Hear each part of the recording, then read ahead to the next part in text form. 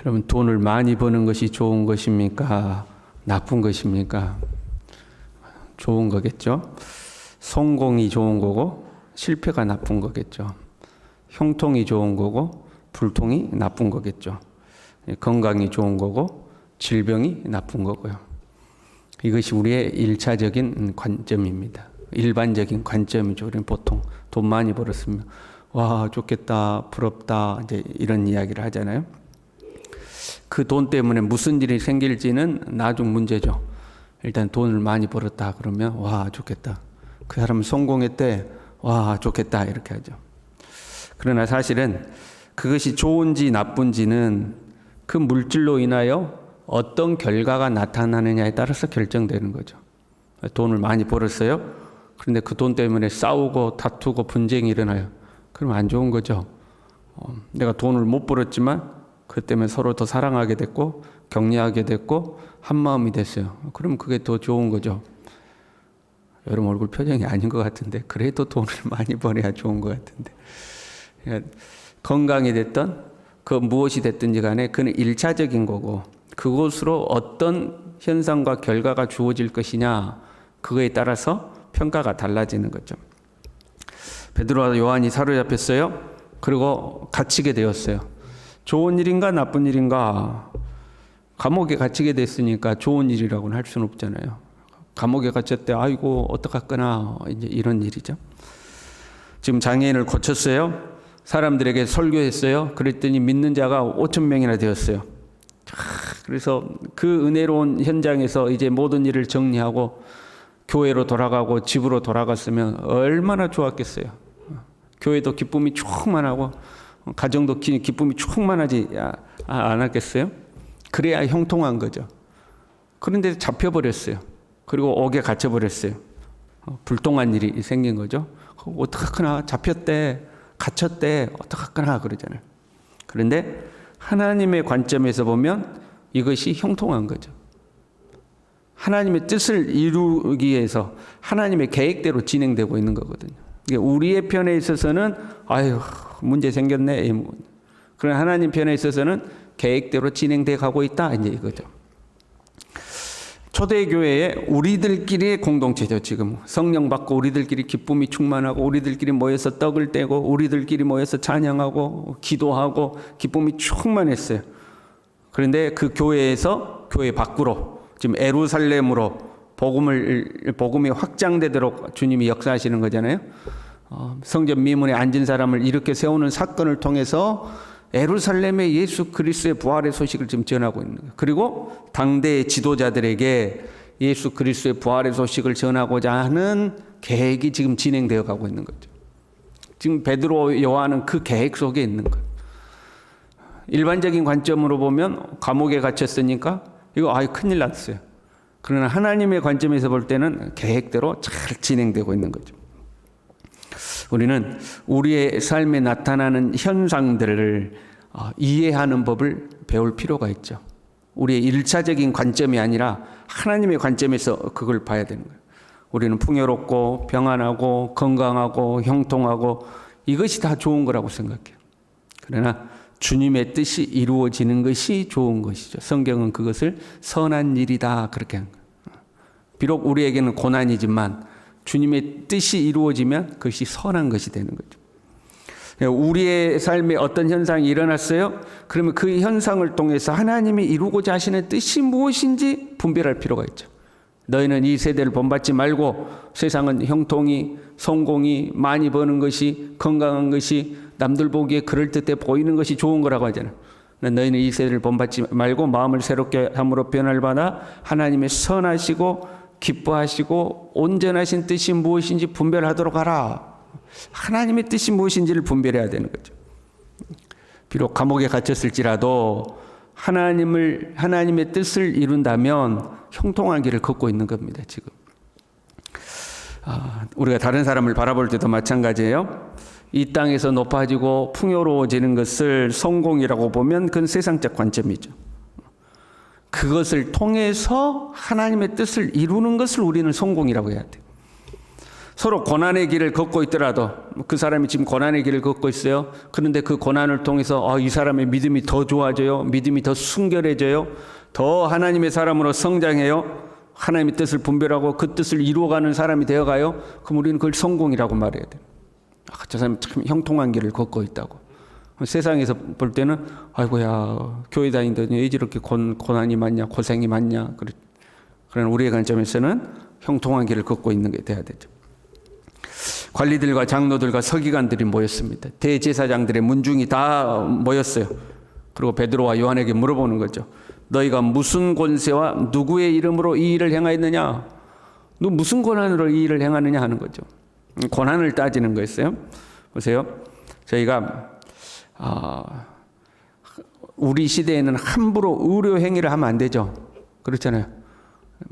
제가 여러분의 이빨도 고쳐주고 배도 째가지고 수술도 하고 그러면 돼요? 안 돼요? 안 되잖아요. 의료 행위를 함부로 못하게 돼 있죠. 허가받은 자격과 권한이 있어야지만 할 수 있는 거잖아요. 왜 그래요? 그 사회의 질서를 지키고 시민들의 건강과 안전을 지키기 위해서 만들어 놓은 규칙들이죠. 그렇지 않으면 막 아무나 다 할 거 아니에요. 아무나. 그래 그 안전을 지키기 위해서 질서를 지키기 위해서 제한을 두는 거죠. 그리고 그걸 간섭하는 거죠. 너 자격증 있어? 너 정상적인 고난 취득했어? 하고 이제 묻는 거 아닙니까? 그런데 그 제한에 둔 어떤 자격과 권위가 오용이 되면 자신들의 기득권을 지키는 데 사용하는 거죠. 아무나 못하게 해놓고 자기들만의 세상이 되는 거예요. 그 영적인 권위도 마찬가지죠. 영적인 권위도 함부로 행해져서는 안 되는 거죠. 여러분 아무나 와서 여기서 설교하면 되겠습니까? 나도 설교 한번 할 거야 하고 나도 설교해도 돼 하고 아무나 하면 안 되는 거잖아요.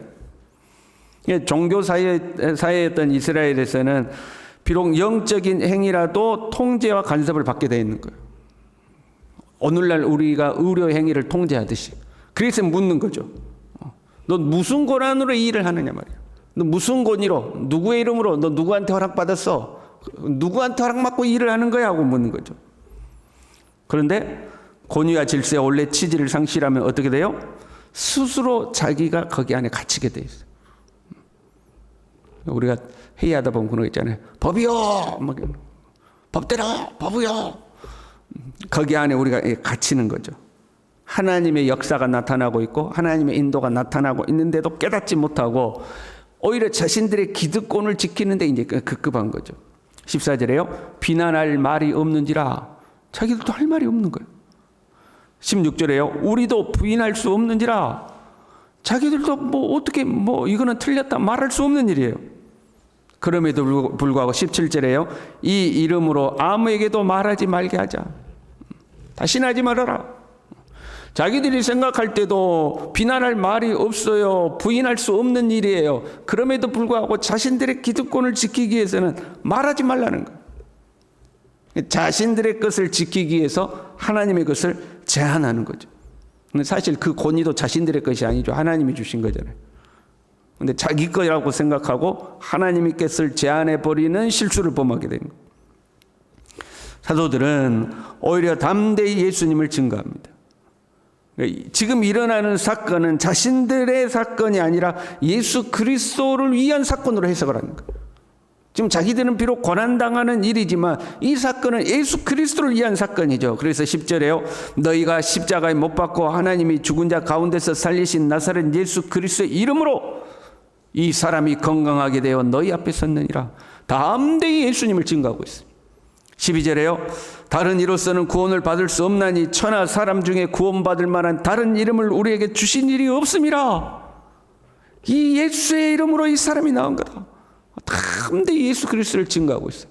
우리가요 이래가지고요 우리가 이래가지고요 우리가 이런 일을 하게 됐고요. 자기 이야기를 하지 않고 종교 지도자들은 뭘 지키려고 해요? 자기들의 것을 지키려고 해요. 그러나 제자들은 자기들을 이야기하지 않고 오직 예수 그리스도를 증거하고 있는 거죠. 우리의 삶에 어떤 사건이 생겼어요? 그 사건을 통해 나를 지키려고 하고 나의 이익을 추구하고 나의 권위를 드러내려고 하면 그것은 나쁜 일인 거예요. 안 좋은 일인 거예요. 불통한 것이고 실패한 것이다. 그러나 그 사건이 좋은 일이든 안 좋은 일이든 1차적인 관점에서 그걸 통해서 예수 그리스도를 드러내고 예수 그리스도를 증거하고 예수 그리스도의 뜻을 이루어간다면 그것은 좋은 일인 거예요. 선한 것이요, 형통한 것이요, 성공한 것이요. 어떤 사건을 통해서 뭘 추구하냐 하는 거죠. 나를 추구하느냐, 예수 그리스도를 추구하느냐. 그러면 내 마음대로 해놓고 문제가 생기고 내 마음대로 해가지고 사건이 생겼을 때 예수님만 증거하면 되는 건가? 그건 아닌 거죠. 사도들이 그 종교 지도자들 앞에서 이렇게 이야기해요.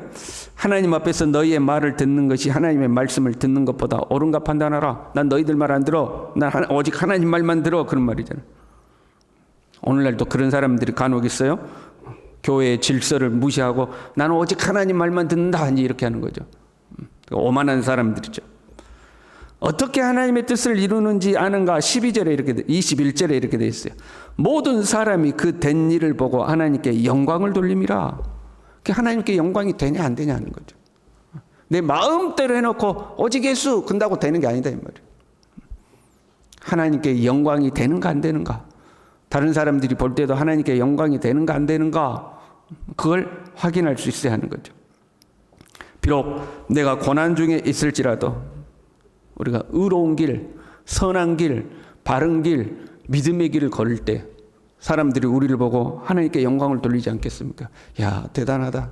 저 고난 중에도, 저 힘든 중에도 저렇게 믿음으로 사는구나. 저렇게 바른 길을 가는구나. 저렇게 선한 길을 가는구나. 하고 하나님께 영광을 돌리지 않겠습니까? 이게 높든지 낮든지 우리가 가는 그 길을 통해서 예수 그리스도가 드러나고 사람들이 하나님께 영광을 돌릴 수 있어야 되는 거죠. 저와 여러분이 그렇게 살아갈 수 있기를 바랍니다. 기도하겠습니다. 하나님 아버지, 우리의 삶에 어떤 일이 있을지라도 우리는 하나님의 통치 아래에 있음을 확신하고 그 일을 통해서 나의 것을 추구하는 것이 아니라 내 것 지키기에 급급한 것이 아니라 예수 그리스도를 증거하고 예수 그리스도를 드러내고 하나님의 뜻을 이루어가고 하나님께 영광을 돌리는 그런 하나님의 사람, 믿음의 사람으로 살아갈 수 있도록 주님 우리 모두를 붙들어 주시옵소서. 예수님의 이름으로 기도 올리옵나이다. 아멘.